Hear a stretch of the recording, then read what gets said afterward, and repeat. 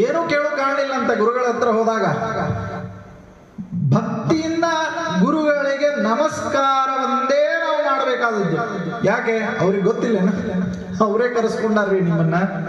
ಆರಾಧನೆಗೆ ಹೋಗೋರು ನೀವಲ್ಲರಿ, ಆರಾಧನೆಗೆ ಗುರುಗಳು ಕರೆಸ್ಕೊತಾರೆ. ಗುರುಗಳ ಕರೆಸ್ಕೊಂಡು ಬಾ ಹೇಳ್ತಾರೆ, ಬಾ ಇಲ್ಲಿ ಕೂಡು, ಇಲ್ಲಿ ಎಲೆ ಅದ ನೋಡಿ, ಇಲ್ಲಿ ಕೂಡು ಅಂತ ಗುರುಗಳು ಹೇಳ್ತಾರೆ.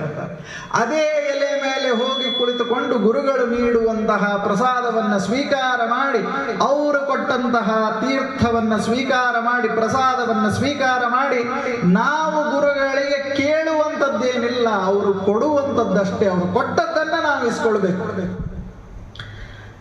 ಗುರುಗಳಿಗೆ ಹೋಗಿ ನಮಸ್ಕಾರ ಮಾಡಿಬಿಟ್ರೆ ಸಾಕು. ರಾಘವೇಂದ್ರ ವಿಜಯ ಹೇಳ್ತದೆ, ಶ್ರೀಮತೋ ರಾಘವೇಂದ್ರಸ್ಯ ನಮಾಮಿ ಪದ ಪಂಕಜೇ. ನಮಸ್ಕಾರ ಮಾಡಿಬಿಡ್ರಿ ಸಾಕು, ನಿಮಗೇನು ಬೇಕೋ ಎಲ್ಲವನ್ನ ಗುರುಗಳು ಕಳಿಸ್ತಾರೆ. ಹೆಂಗ ಕಳಿಸ್ತಾರೆ ಅಂತಂತಂದ್ರೆ,